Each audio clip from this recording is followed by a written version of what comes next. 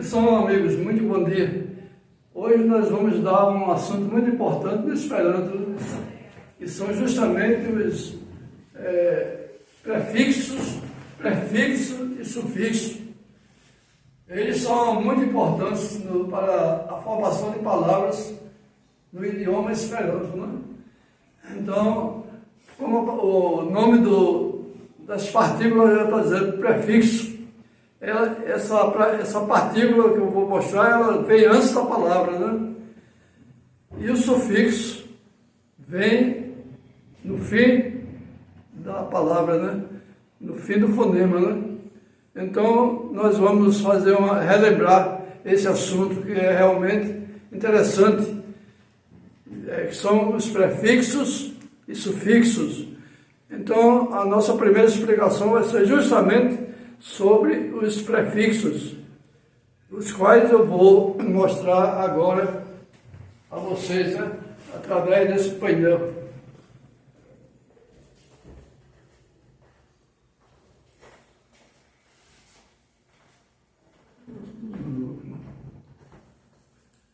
Através desse painel que está bastante resumido, mas que podemos compreender, né? Com atenção, olhando bem o que está escrito no painel. E nós vamos dar uma explicação ligeira sobre o uso desses prefixos, né? São 2, 4, 6, 8, 10 prefixos, né? Muito importantes. Então, vamos começar com o prefixo bo. O prefixo bo indica o grau de parentesco entre as pessoas, né? Então, quando você vê frato, né? Você pode colocar, frato é irmão, né? Mas se tratando de cunhado, aí você acrescenta antes de escrever a palavra frato, você bota o bo. Então você tem aqui esse exemplo, bofrato, que significa cunhado, né? E filo ou filino, filo é filho, e filino é filha. Quando se trata de nora, então você precisa colocar o prefixo bo. Entendeu como está aqui? Bo. Aí fica bofilino. Significa nora, né? É bastante fácil, é só uma questão de lembrança, de prática. Então nós temos aí com esse prefixo bo, nós já temos aqui esse exemplo de bofrato e bofilino. Bofrato, cunhado, e bofilino, nora, né? Então agora nós vamos para o segundo prefixo, que é dis. Ele é colocado nas palavras para formar desunião, né? Mostrar desunião. Então, quando a palavra desdone, você vê a palavra desdone, é distribuir. Porque você colocou o dis na frente. Done é dar, né? Done sem o prefixo, done é dar. Mas se você coloca o prefixo dis, aí fica desdone, que significa distribuir. O jet é arrumar, né? Arrumar. E se você coloca o prefixo dis, fica disjet, que significa espalhar. Então aí está o prefixo funcionando para dar um novo sentido às palavras, né? A palavra passa a ganhar um novo sentido. Isso quer dizer distribuir, desdone, espalhar, disjet. Então vamos para o terceiro prefixo.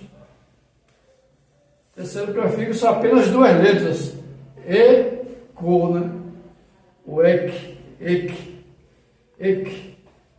É quando vai acontecer uma ação e vai falar sobre o princípio dessa ação.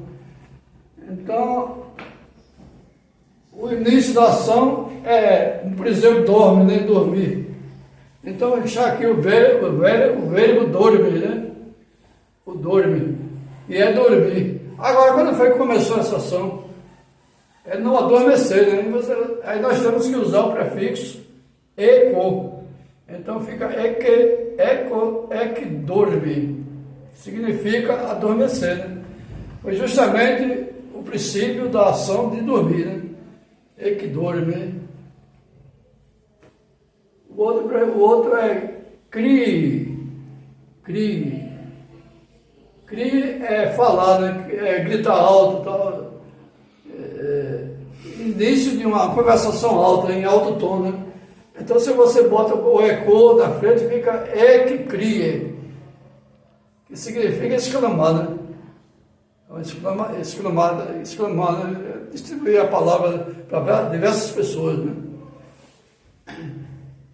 Então, veio aqui o quarto prefixo, o ex, né? Isso aí significa em português o ex, né? Quem foi ex? Ex-marido, ex-sargento, ex-capitão. Então aqui está o exemplo de capitão, por exemplo. Sem o ex, a palavra capitano significa capitão. Agora, quando ele deixou de ser capitão, bota o ex, início logo, né? Aí fica ex-capitano. Ex-capitano. Que não precisa nem traduzir, né? Ex-capitão. Ex-lernanto, né? Lernanto sem o prefixo é o aluno, né? Agora, quando ele deixa de ser aluno, aí eu coloco o prefixo no início da palavra, né? Tudo junto, né? Aí fica ex-lernanto, quer dizer, ex-aluno, né? Muito fácil, né? Isso aí você treinando, com uma semana você já sabe, decora tudo. Aí você não é. Quando você vai ver a palavra ex-lernanto, você já sabe que é um ex-aluno. Veio o outro prefixo, ou fi. Isso aí é para desprezo, né? Assuntos que você desprezível, né? E você pode tratar como esse alguém, você quer xingar alguém, você bota esse FI na frente, fi. Aí você quer chamar alguém de inseto, né? Insecto. Aí você diz que ele é um insecto. O cara é tão ruim que ele é comparado a um inseto, né? Insecto. Insecto. Também que passa a ser verme, né? Ele significa, aqui em Esperanto, mas em português significa verme, né? Com raiva, você diz, aquela pessoa é um verdadeiro verme, né? Em Esperanto diz, vera fi insecto. Li estas vera fi insecto. Então, fi insecto significa um verme, né? Ou, no caso do próprio verme, a palavra já é essa, né? Quando trata-se você vai falar de um verme, aí você diz fi insecto. Então, vemos mais outro prefixo. O ge, né? Esse prefixo dá a ideia da união dos sexos. Entendeu? Macho e fêmea, né? Então, no caso dos pais, né? Aqui, patroi. Patroi é pais, né? É o pai, né? O patro no singular. Patro, pai. Mas se você quer se referir ao mesmo tempo pai e mãe, aí você bota o prefixo ge. Então, você vai ler ge patroi. Aí vai para o plural, porque são duas pessoas, né? Ge patroi, né? Aqui no caso do irmão, né? Frato. Esse frato é o irmão. Mas se tem um irmão e a irmã, aí você tem que botar o prefixo da união dos sexos, né? Do ge, fra, toi. E vai para o plural, porque são dois, né? É bem fácil também. Tudo Tudo simples, né? O uso desses prefixos são realmente simples, bom de aprender, e você se diverte em ver, conhecer já a palavra, né? Quando você vê uma escrita, ou lê uma escrita, qualquer assunto escrito em Esperanto, você já não se perde, né? Você já sabe do que se trata, né? Então, o prefixo seguinte é malo, moalo, é malo.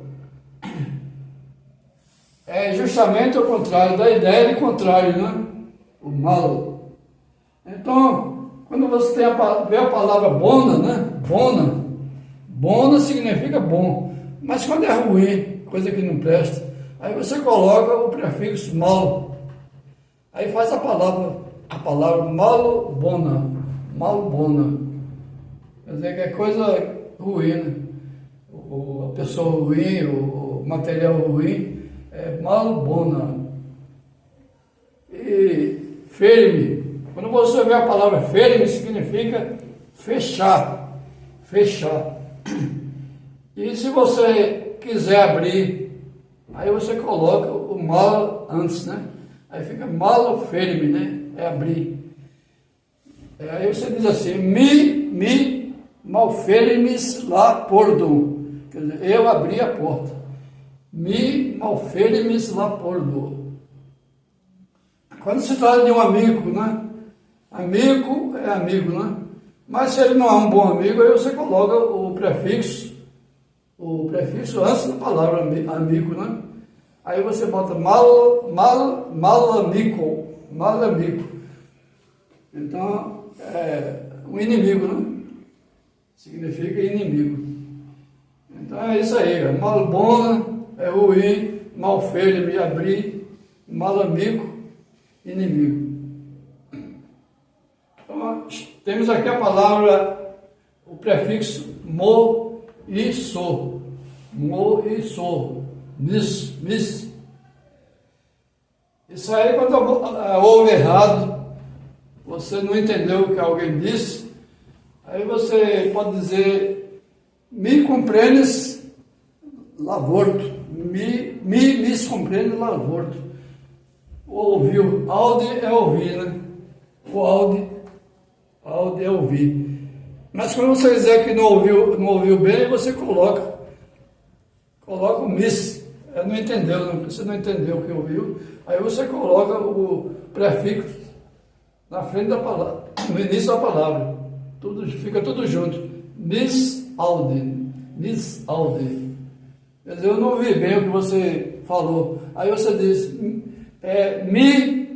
mis aude, que o viparoso, né? Então usa esse mis aude. Aqui, o verbo divide, né? É dirigir. Mas quando alguém está dirigindo mal, deixa tudo assim, desorganizado, não liga para a direção dos assuntos que estão sendo tratados, ou mesmo da arrumação de um ambiente, para organizar um ambiente, aí você coloca o mis e junta com que vide. Aí fica mis que vide. Quer dizer, mal organizado, errado, né? Não está funcionando corretamente. Então usa a palavra misgivide. O exemplo seria li misgivide la salono, né? Ele bagunçou o salão. Ele que é o diretor, lá diretor misgivide la salono. O diretor desorganizou a sala. Então significa isso. Ouvir errado, né? Ouvir errado ou dirigir as coisas de forma errada, né? O seguinte, esse prefixo po, ro, a. Po, ro, a. O, pra. Com relação às coisas do passado, né? Coisas que já antigas, né? Que já nem existe mais. Aí no caso de uma floresta antiga ou uma floresta virgem, arbário. Arbário é uma floresta, né? É uma coleção de árvores, né? Bem antiga, do tempo da Idade Média, né? Então, quando você quer se referir a essa floresta antiga, você tem que usar esse prefixo antes do pra. Aí fica pra-arbário, né? Tudo junto. Então fica a floresta antiga, né? Do tempo do Hulk. Floresta virgem, é igual mesmo que dizer floresta virgem, né? Em esperança você diz pra-arbário, né? E por último, nós temos o roe. O re. Isso aí é com relação à repetição, né? Repetição da ideia também de distribuição, né? Por exemplo, esse done é verbo, né? Done significa dar, né? Você deu uma coisa a alguém, mas ele resolveu lhe restituir. Ele não quis ficar com aquele objeto e disse que vai lhe restituir. Para dar a ideia da restituição, você usa esse prefixo, redone, que significa restituir. Também é muito fácil de entender, né? Aqui está bem simplificado, que é para as pessoas captarem a ideia dos prefixos, né? Do uso dos prefixos. Então, se você lê com calma, aí você lembra logo, redone, o que é isso? Aí você vai lembrar que é restituir, porque tem o prefixo re aqui e done o verbo junto com o prefixo, né? O prefixo em primeiro lugar, né? É restituir. E vide, você vê alguém, encontra com alguém, né? E faz tempo que você não viu essa pessoa. Aí, quando encontrou, você diz que reviu aquela pessoa, né? Então, esperando, para informar que você reviu aquela pessoa após longo tempo. Aí você tem que usar o prefixo re. Aí você coloca antes do verbo o prefixo. Aí fica revide. E é justamente de rever. O exemplo. Não me revides, meu amigo. Você já faz tempo que não vê ele, você encontra com ele e você reviu. Aí usa o prefixo antes do verbo. O prefixo antes do verbo. Revide. Então, está aí uma ideia do que são os prefixos. E as pessoas interessadas vão consultar mais explicações em nossos livros de Esperanto, né? Que podem ser adquiridos na Associação Baiana de Esperanto. Bom dia para todos. Até a